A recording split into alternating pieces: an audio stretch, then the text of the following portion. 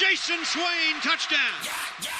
It's time for the Swain event with your host, Jason Swain. My man. Real sports talk for the real sports fan. All you chumps are gonna bow when I whoop him. It's time for the Swain event, fueled by Dead End Barbecue. Give me 2 pounds and a Ric Flair.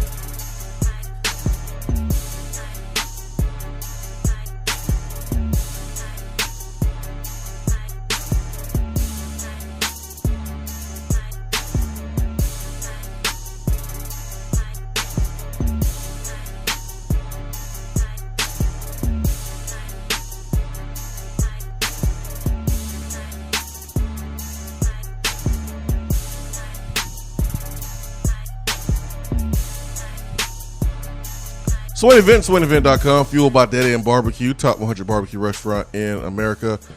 It is Friday. Hope you are having a great morning. Ben McKee, Jason Swain here, live from the Low T Center studio. Ben McKee, Seth Stokes, Jason Swain. Stokes, good morning, guys. Good morning, Ben. Good morning, fellas. How we doing today? Wonderful. Fantastic, man. 100%, 110%. Good morning, gentlemen. 110. 110. 110%. 110. Billy Bob style, man. Rest in peace. Right. Ben, I just want to let you know, man. Hope you have a great morning. I hope you have a better morning. You are a really good friend, man. What did I do? You what any friend would dream of having. You're brilliant. You're amazing, Ben. Just want to let you know that, man. I don't know about all that. You're just awesome, man. You're just an awesome guy. Just want to let you know that, Ben. Another thing I want to let you know, Ben, that, man, you look great today. Very handsome. You're a handsome fella, man. This doesn't make up for your behavior yesterday morning. Stokes, Swain was a bad friend yesterday. I thought I was a great friend. Well, you always what happened? think that you are, but in reality, you're not sometimes, just like yesterday morning. So, no, I'm explaining it in my words. Please go ahead. I can't wait to hear this. Go ahead. Hey, Stokes. He work with VolQuest now, man. You gotta. Hey, he is on another level now, so you can tell the attitude difference. Says the person. This is the Ben McKee show with Jason. Exactly. Exactly. Says the person. Sponsored by VolQuest. Says the person who has his own radio show with his name on it, doing it by himself. I know. Says the person who is on TV during the fall. Says the person who does multiple media appearances throughout the week. Says the person who does no longer sit amongst the peasants at Neyland Stadium. The only time he goes is when he can sit in the box. Look, man, if you ever sat in that box, you'll understand why. I understand why. But you and I don't get invited on a regular basis. Stokes was invited last time he came to the game. That was once. The last time. Last time ever. That's what he remembers. And if he came to a game this fall, he probably ain't sitting in the box. You will be sitting in the box. Stokes sat in there with me last time. Wednesday night, my New York Yankees threw a no-hitter. My Memphis Grizzlies knocked off the Spurs in the first play-in game. And so I wore my Ja Morant jersey yesterday. I know you're anti-jersey, but that wasn't the center of the conversation. The center of the conversation was me after having a great night, one of the best nights of my life. Grizzlies winning a playoff game, Yankees throwing a no-hitter. Don't tell my wife that I said that, but I come in the next morning, yesterday morning. First thing Swain says is, "Did you get dressed in the dark? Did you get dressed in the dark? You don't even match with that undershirt. You know. You're." And then he goes in about how my Grizzlies are going to get beat in on Friday.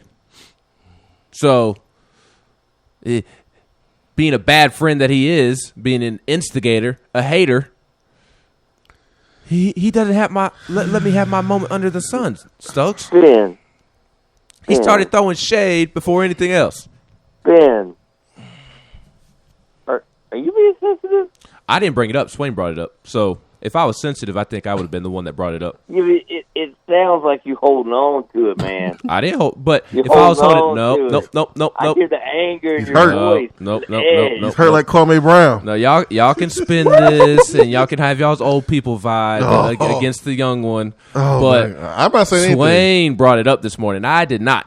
That's why Swain was being overly nice. Swain's going to play. Because you matching today. Look good. Swain's going to play it off as he didn't bring anything up and he forgot about it. But he was making those overly nice comments at the very top of the show to try and be funny and be the opposite of what he was yesterday morning. So you was the opposite yesterday. You brought it up. You matching today. You brought it up. If I was sensitive, if I was upset, if I was still holding on to it, I would have been the one that brought it up. You talking about it.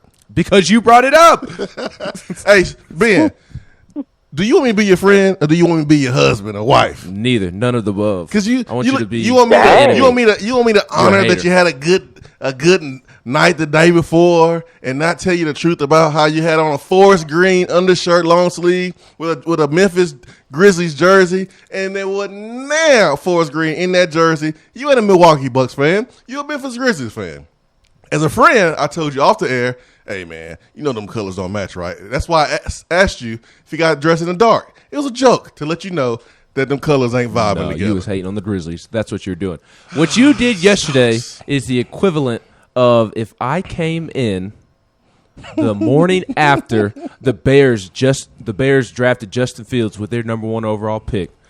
What you did would have been the equivalent of me coming in and the first comment out of my mouth being, well, Justin Fields is going to be the next quarterback in the long line of quarterbacks to play for the Bears that hasn't thrown for 4,000 yards.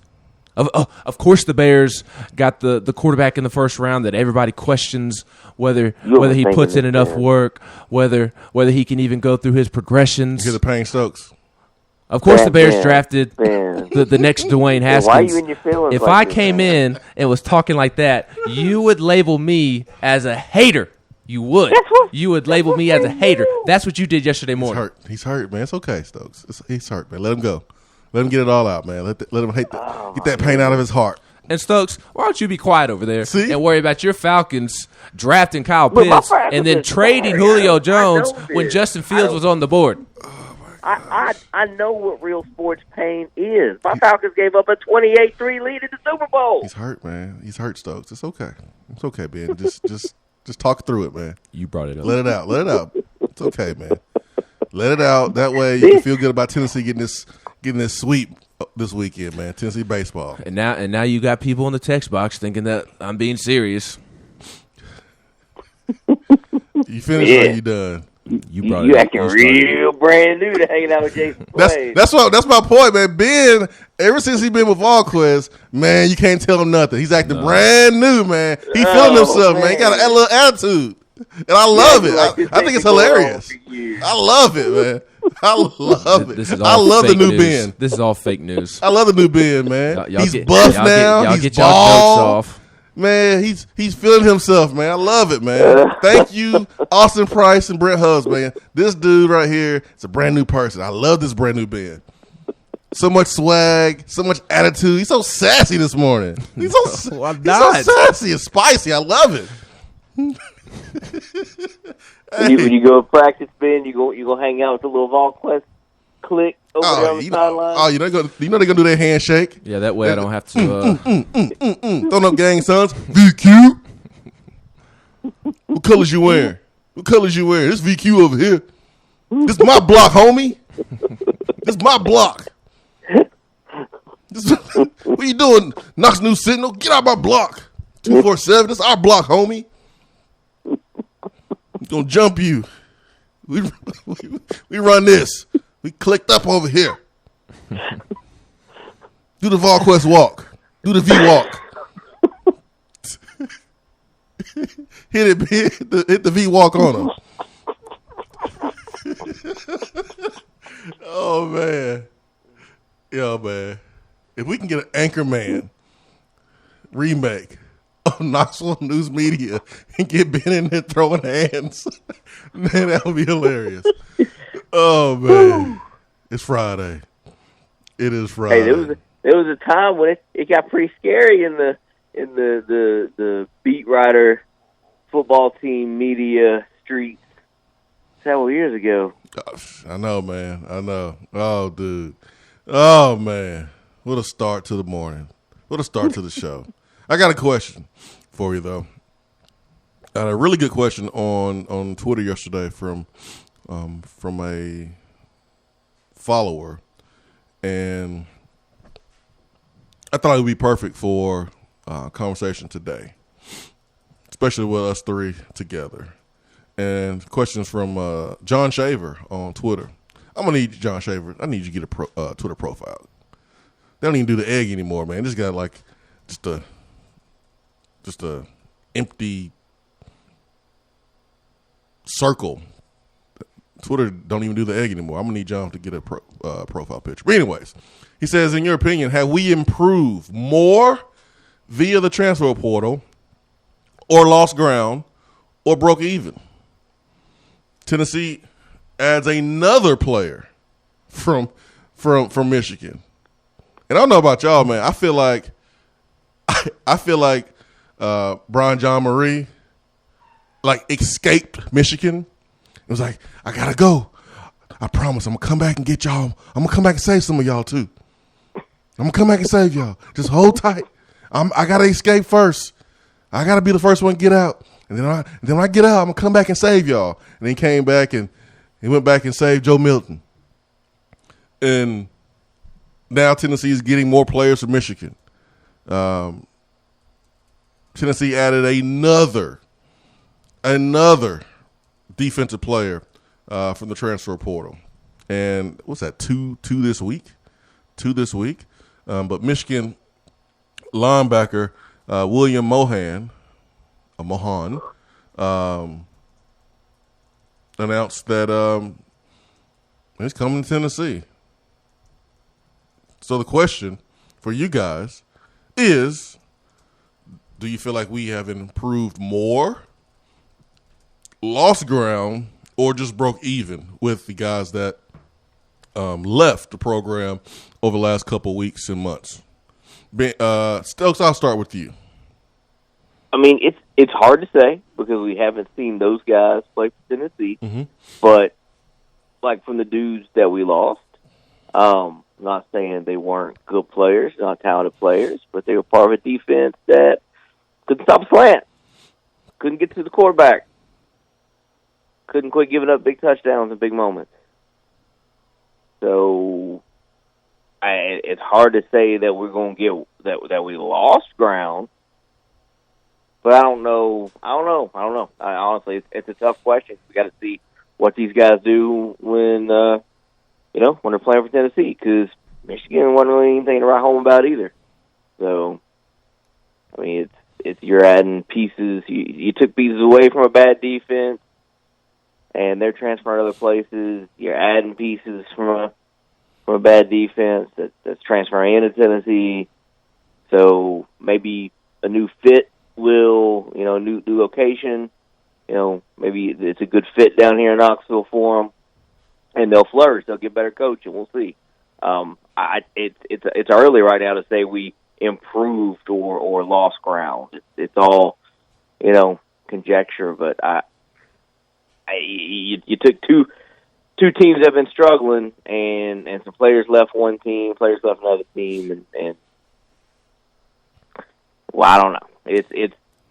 I'm very, very much in show me mode before I start saying, oh yeah, we improved. We added bodies. We needed bodies. We improved in the fact that we added bodies because we needed them. we got guys we can rotate in. So that's a plus. But as far as what kind of impact they're going to make, I don't know. The way I look at it is that Tennessee has made up for all the guys it lost with all of the additions that Josh Heupel and his staff have made over the last 2 months. I don't know whether they'll be better. I don't know whether they'll be worse. I don't think it can get worse. And when you break it down position by position, I definitely think the quarterback room got better. Even if Harrison Bailey or Brian Maurer starts, the quarterback room still got better because I simply think that Joe Milton has the potential to be better than Jarrett Garantano and J.T. Shrout. And that's not even taking into consideration the addition of Hendon Hooker. So overall, I think Tennessee has just been able to make up for all of the guys that it lost, and I think that's just as important of anything, just simply because of how many guys they did lose to the transfer portal and to other schools.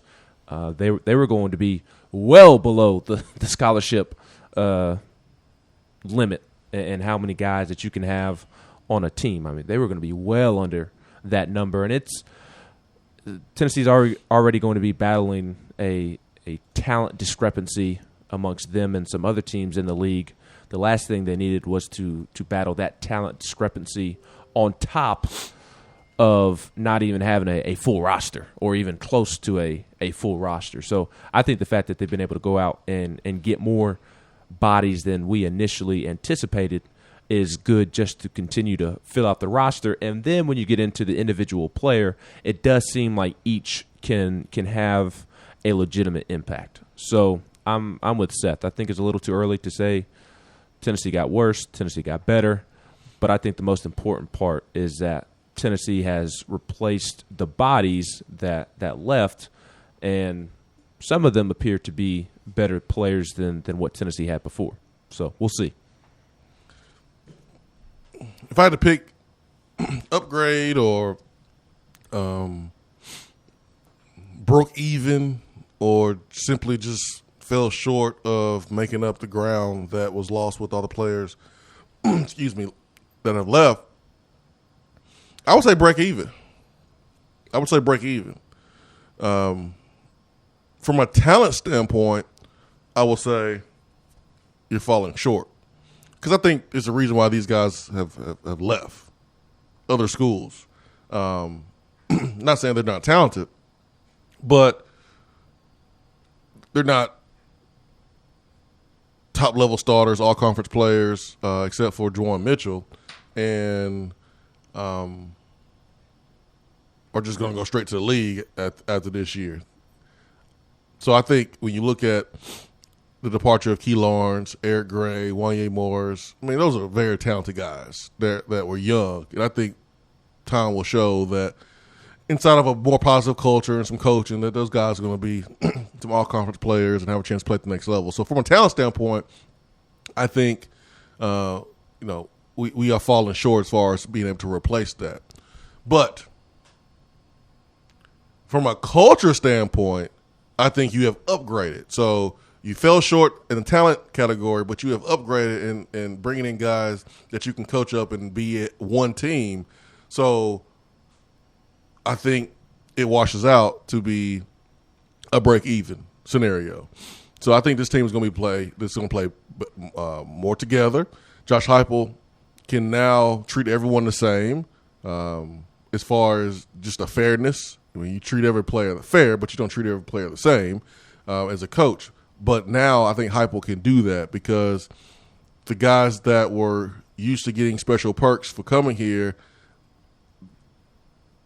and causing some culture issues with, guys being held accountable, that's no longer a problem.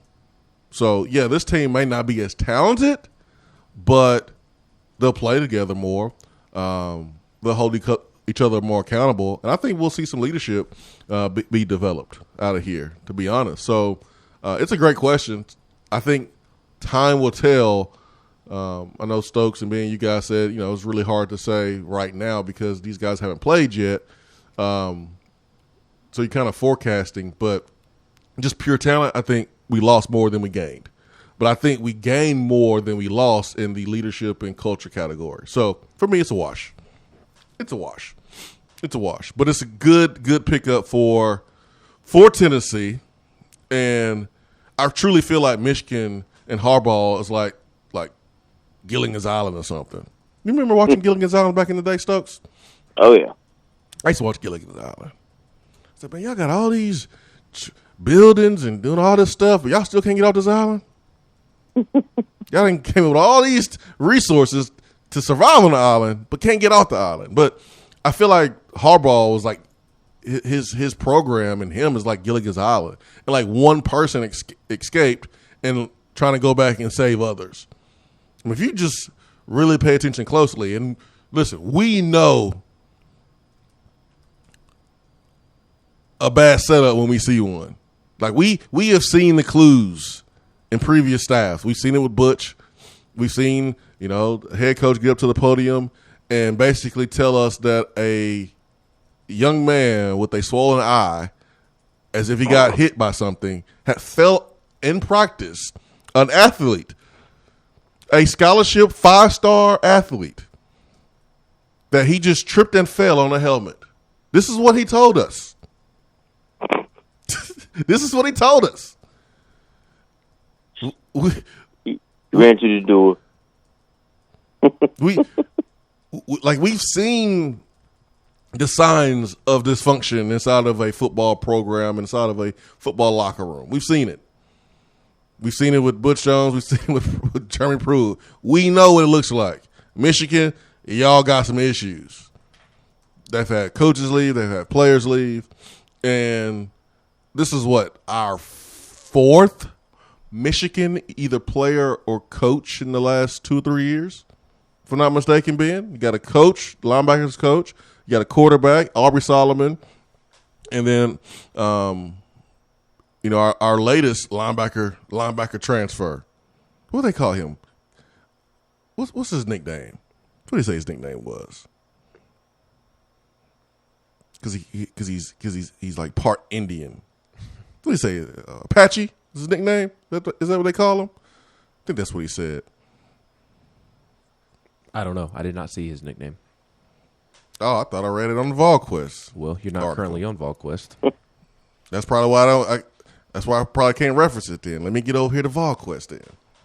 I think I saw when Austin Price talked to him, or some quotes from Austin Price, that he said that his teammates called him Apache because he was Indian. Something like that. Anyways, but you added him too. Yep. And that's Apache. All right. Thank you, Ben. The reason they call me that is because I am Indian and I always had a mohawk and I play warrior style. So mohawk plays like a warrior and he's Indian. So his nickname is Apache. I believe I'm pronouncing that correctly.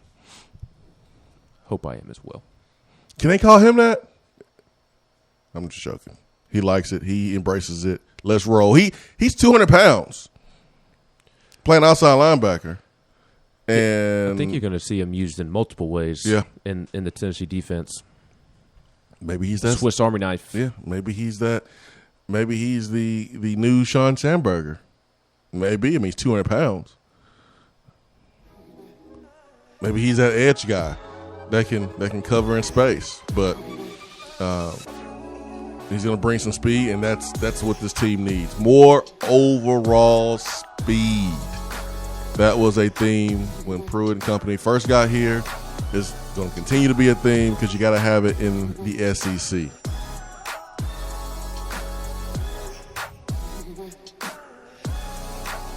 This staff got a plan, man. This staff got a plan. I want to say, like I said, it's hard to say that if we got better or not. And I agree with you about it being a wash. I can see that side of it. But I will say, this staff is making Tennessee an attractive place for people to come. Yeah. I don't know what the pitch is, but you got guys that, I'm not saying they could have went anywhere else, because obviously not all schools are open for business on the transfer portal for just anybody. But they're picking Tennessee for a reason. Yep. It's crazy, man. It's crazy. Swain Event. Be right back.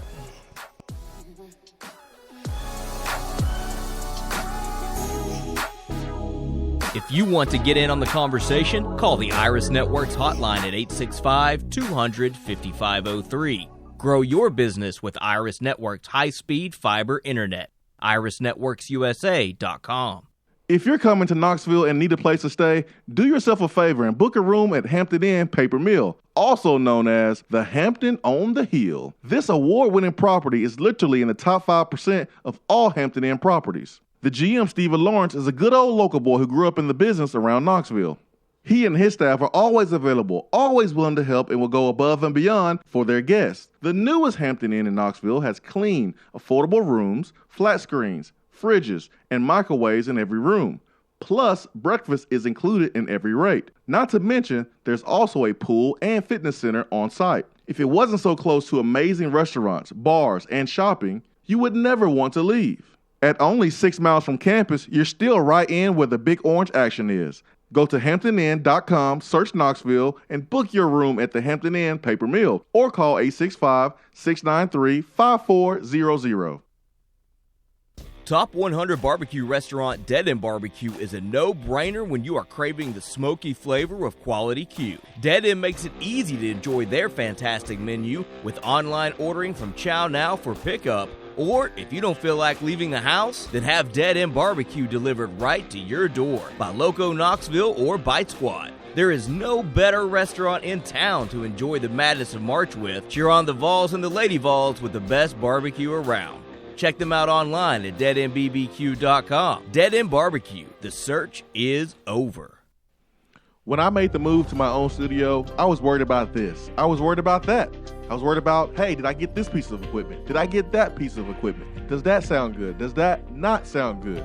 One thing I didn't have to worry about, that was office furniture, because Office Furniture Outfitters met my furniture needs. With a 50,000 square foot facility, they have East Tennessee's largest selection and are the best value for new and used office furniture. Located in Knoxville, it's easy to find everything you need for your new space, including desks, file cabinets, chairs, conference tables, and more. Office Furniture Outfitters is turnkey. They came to my place, we mapped everything out that was needed, they delivered, and get this, set everything up. To learn more about what Office Furniture Outfitters can do for you, log on to ofonox.com. That's ofonox.com. JC's Tree and Landscaping Service specializes in quality tree work done at an affordable price. Trimming and removing trees are their specialty. They also offer other services like land clearing, stump grinding, crane services, and all of your basic landscaping needs for both commercial and residential. JC's will give you a free estimate and beat any written quote by a competitor to guarantee that you get the lowest price around. Don't risk your land with a fly-by-night service. JC's Tree and Landscaping is licensed and insured. Give them a call at 865-599-3799. For a replay of each day's Swain Event TV, like us on Facebook.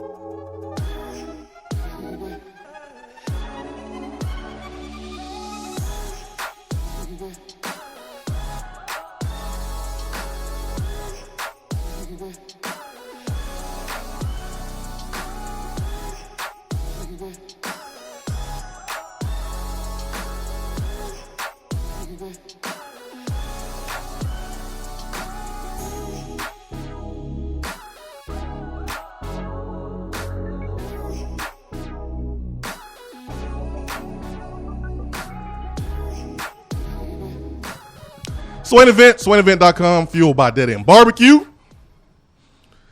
Seth Stokes, Ben McKee, live here from the Low T Center studio. 865-255-03 is our telephone number. NC Vol. Swain is good. Most of the transfers have multiple years available.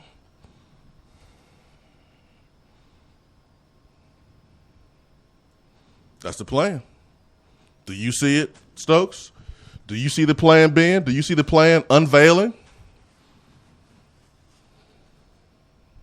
Yeah, I mean, they're getting guys in that they can. Anybody doing the show today? Do y'all see the plan? It seems pretty clear.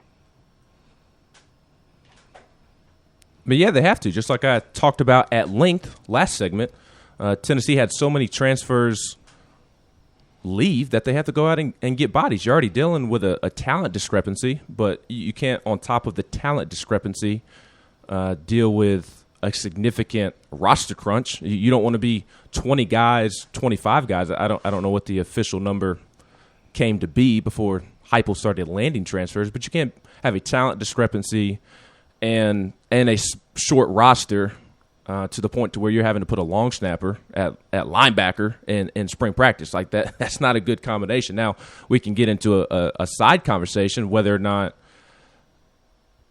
even though you have 60 to 65 players and the scholarship limit is 85, we can get into a side conversation about bad players leaving and whether you would deal with 65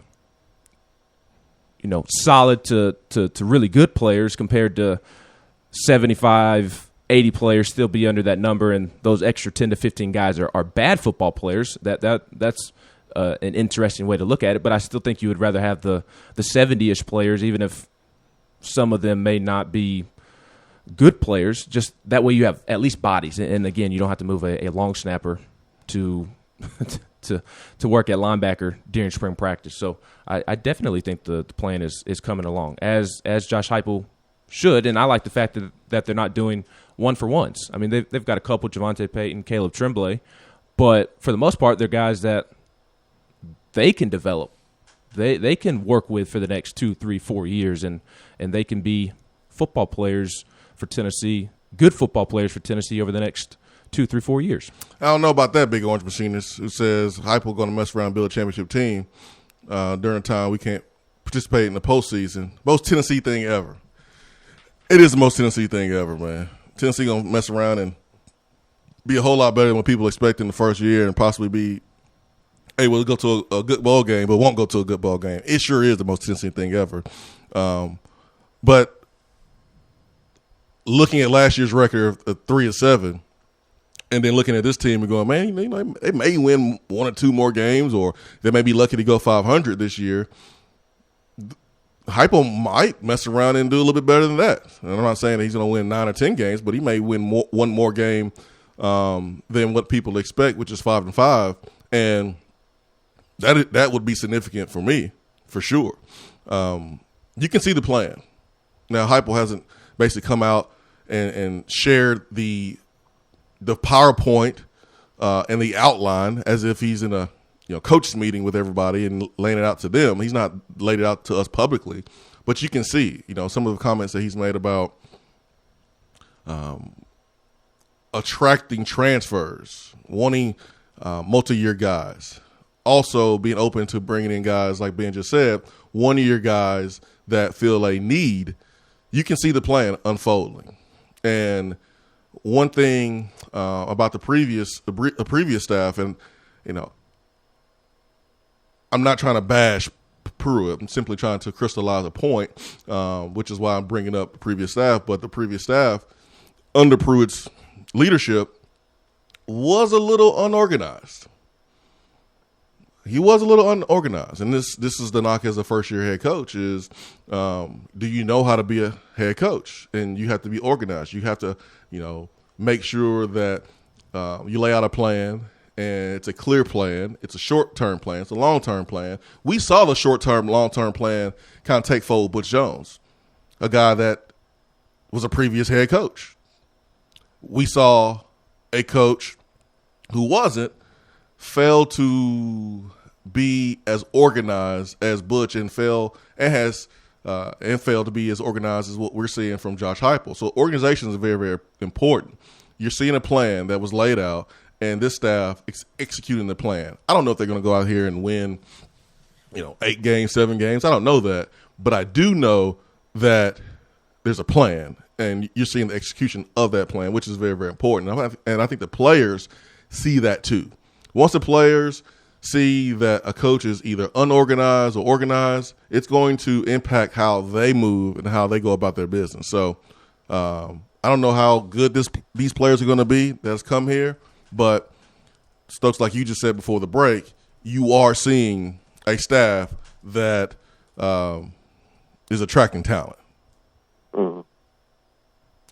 Yep, they're making Tennessee a place people are looking at to play their next bit of football at. So that's it's something that people questioned about the hire. Is he going to be able to recruit? And transfer portal recruiting is still recruiting. And he's getting guys that want to come play at Tennessee. Whether it's they'd be good enough to go play and start elsewhere, that's yet to be determined. But he's getting people in, and I'm gonna give him the benefit of the doubt.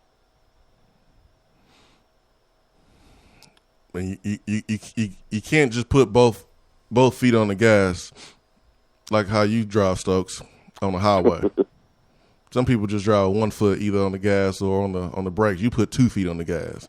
We can't put 2 feet on the gas here with the compliments that we're giving, Josh Heupel and the staff, because people will automatically think that we're saying that this staff is going to go out here and win a dang championship in their first year. That's not what we're saying. What we're saying is you can kind of see the momentum, just a little bit of momentum, just a little bit. You can see it starting to form. Volstorm on the text box says, whose culture was worse, Pruitt or Jones? It's Pruitt's. Yeah, it's Pruitt's culture. It's Pruitt's culture. I don't know if you guys agree or disagree, but for me, it's Pruitt's culture. It's his culture. Come on, Volstorm, man. Look at his culture was so bad that the chancellor had to step in and fire everybody. The chancellor didn't do that. The chancellor didn't do that when Butch Jones was here. I think it's Pruitt. I don't think it's really even close. No, I agree. I don't know if Stokes agrees, but I definitely think that Butch had the worst culture. Pruitt had the worst culture. Butch at least was able to win back-to-back nine games in 2 seasons, back-to-back seasons in which he had 9 wins. You don't reach that point if you have a terrible culture. Not saying that Pruitt or Butch's culture was good. It wasn't, but comparing Butch's to Pruitt's, Butch's was a much better culture, and that just speaks to how bad and pathetic and miserable Pruitt's culture was.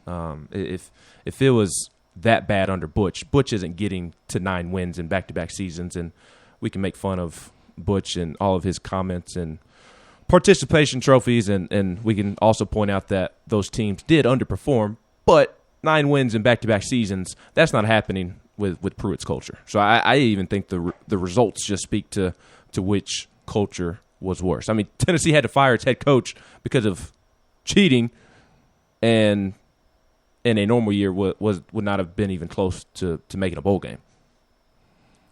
Vol Nation says Tennessee officially has a pipeline from Michigan to Knoxville, and I believe we are a little bit better than even due to lack of depth. We have talent, but we won't know until September 2nd or so. Yeah, there's no way I can sit here and say that Tennessee, with the addition of the transfers, that Tennessee is better than they were before, or from a talent standpoint, has basically filled that talent that we lost and broke even in the talent department. But I can say with some of the guys that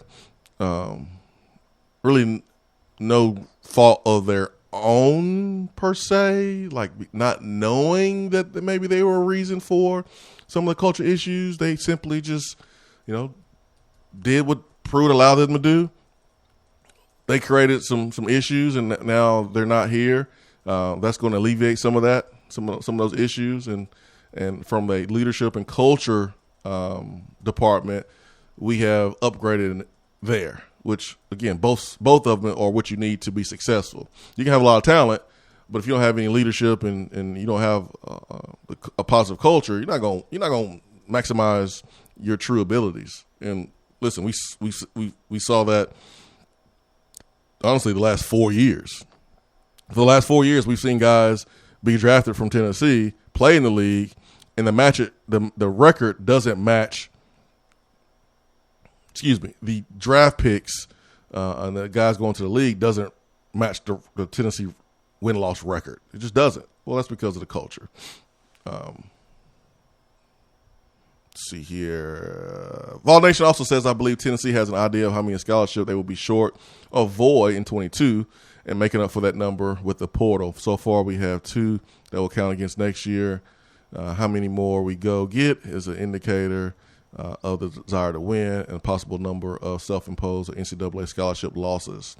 I thought about that yesterday, Vol Nation, when we brought in Apache. We brought linebacker transfer from Michigan, William Mohan, or Mohan. When we brought him in, I was like, wait. So we're going to really start counting these things towards next year, which I'm totally cool with, because giving me someone who seems like they're run through a brick wall for their position coach, and you can tell by some of his comments here, Austin Price VolQuest article, where William Mohan says, I have a lot of trust in him, referring to Brian John Marie. He knows how I move and how much to get the best out of me. He knows how to use me. I just trust him so much. Those are very strong words.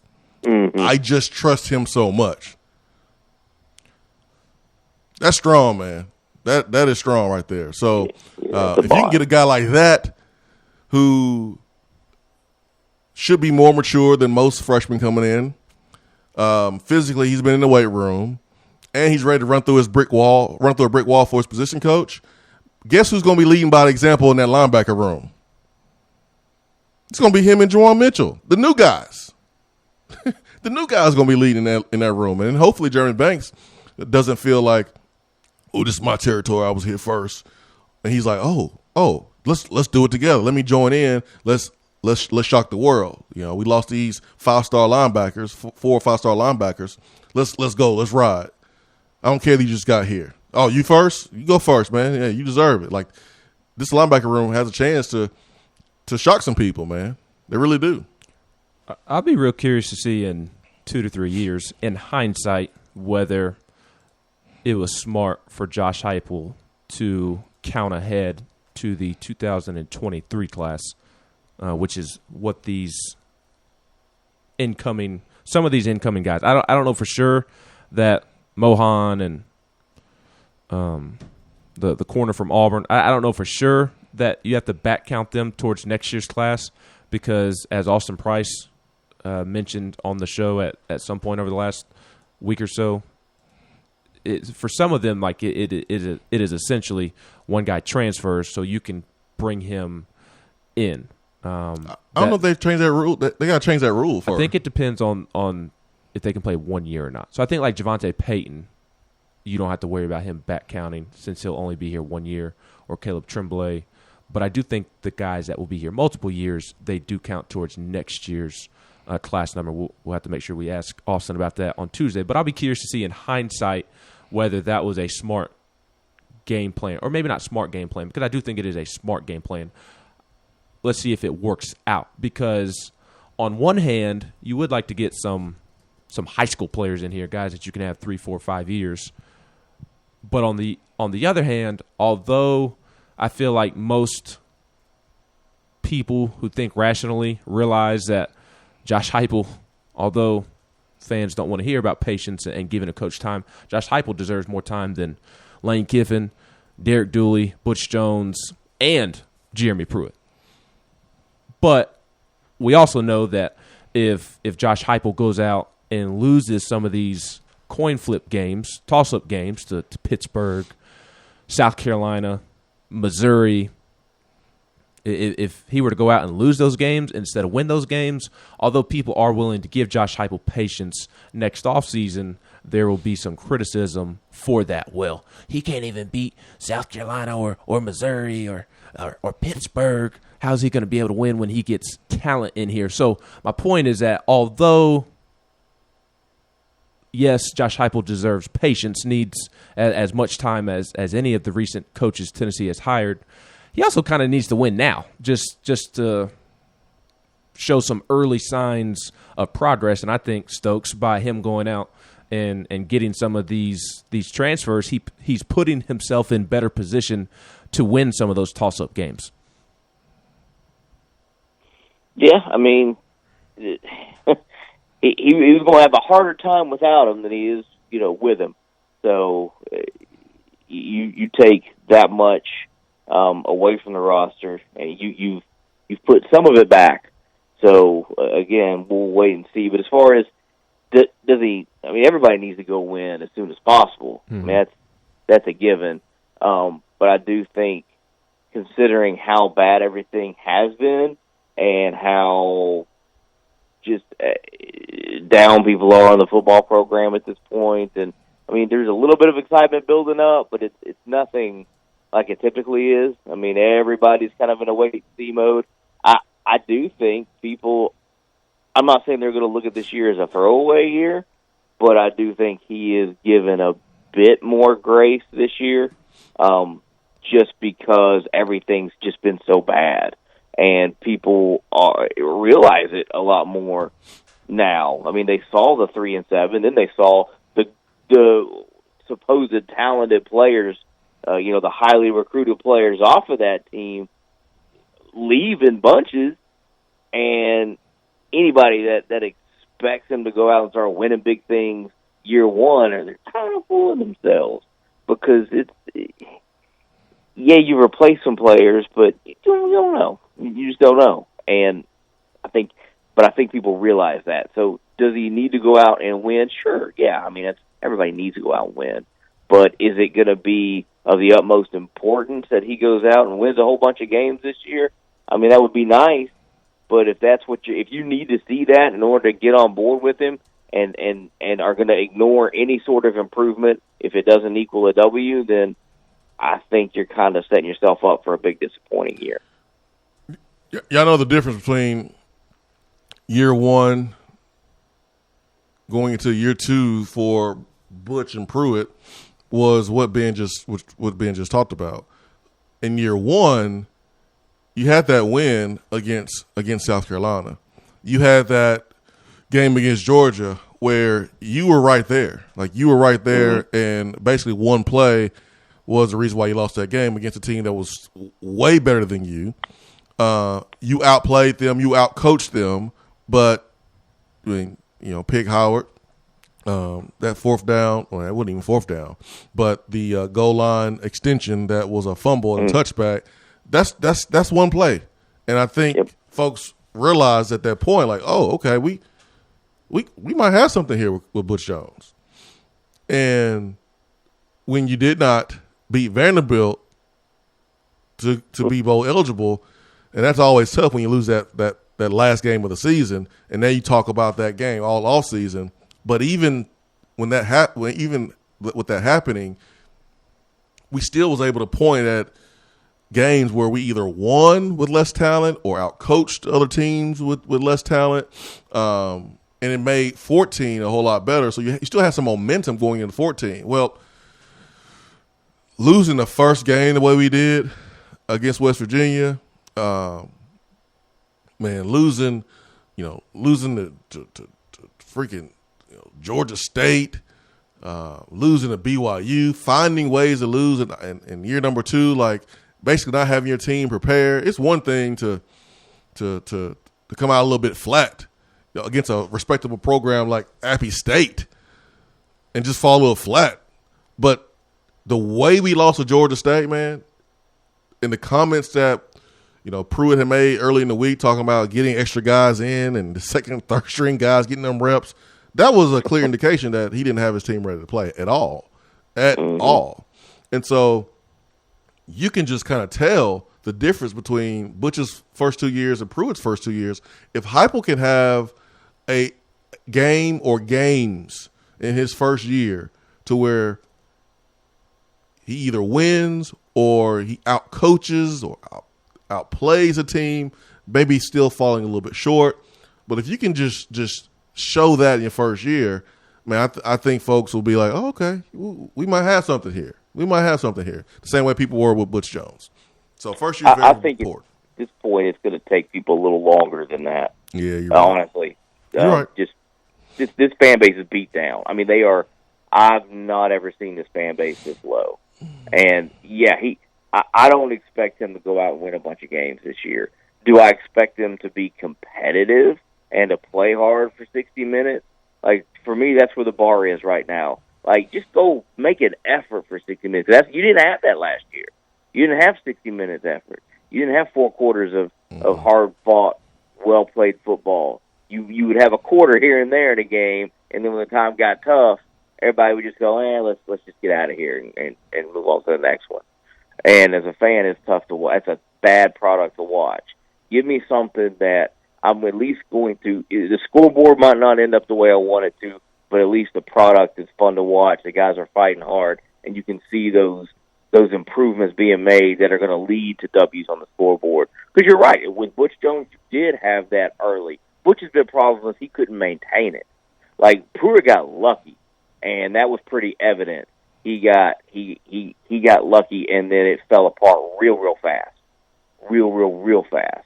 With Butch, he built not quickly, but he showed that there was some ability there. He just couldn't maintain it because he's a sleazeball. And people saw through his bullcrap and didn't want to be around him. And he cared way too much about what everybody else thought about him. He tried to make it all about him. And that was his big downfall. Like, if you can give me what we had, that and he was terrible in pressure situations as a coach after year one. But give me what we had with Butch early with Heupel for a maintainable period, for him being able to maintain it, and I'll be very happy with that. And I'm hoping that's what you have.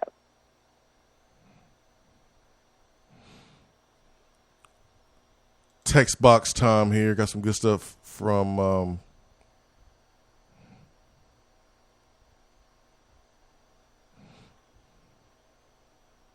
Jamel says, I disagree that they had rape allegations, coaches hitting players.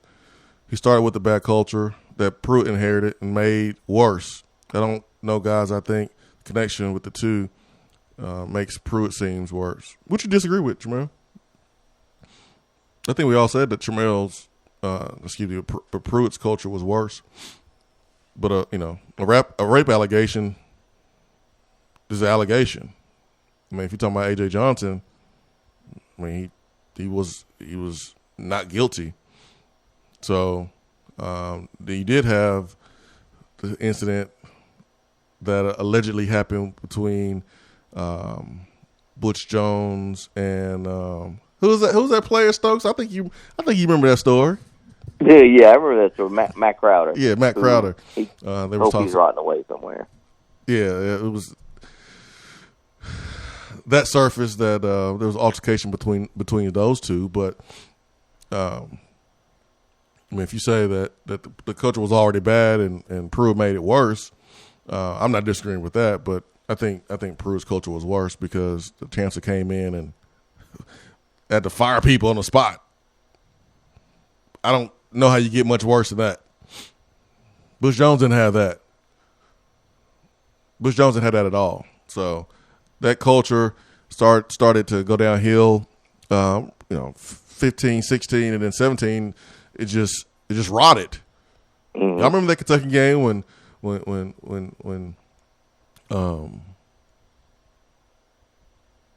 Butch Jones, who was a running back? My man from Oak Park, Michigan. John Kelly. Yeah, John Kelly. When John Kelly had enough. John Kelly had enough and went to the bench, and Butch trying to talk to him, and John wasn't hearing it. He wasn't hearing it. At that point, I knew it was lost. I knew he had lost. He had lost all the guys on that team. He had lost them. And when you lose your best player, when you can't coach your best player the hardest, it's tough. You should be able to coach your best player the hardest and the toughest. You want an example? Rick Barnes and Grant Williams.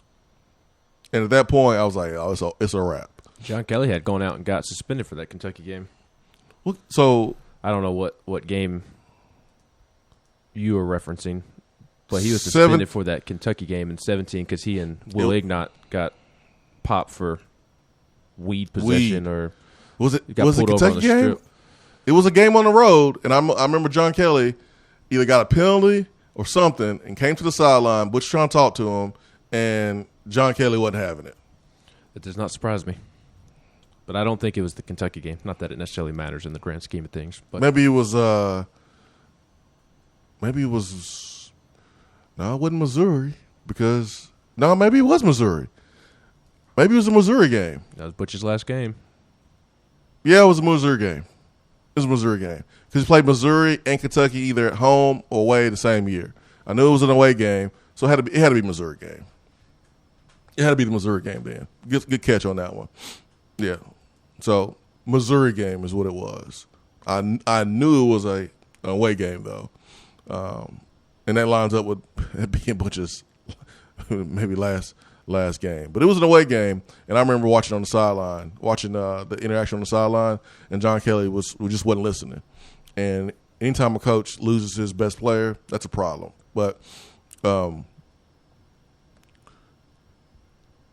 go back and answer Volstorm's question, Pruitt's culture was worse. Butch did not set up Pruitt for much success with the culture, but Pruitt made it worse. All Vol 85 said, heard it straight from Swain and VolQuest Ben, Vols to the Natty. That is not right. You got to throw in Stokes too. You got to throw in Stokes too, man. Stokes, Swain, and Ben said Vols to the Natty, which is not what we said at all. No, not even close. Not at all. All right, Stokes, man.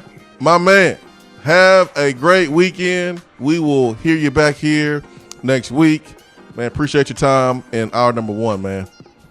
Yeah, man. Thanks for having me on. It's been a fun one. It went by quick, and y'all have a safe weekend, and we'll see you next week. Sounds good, my friend. Hour 2 coming up.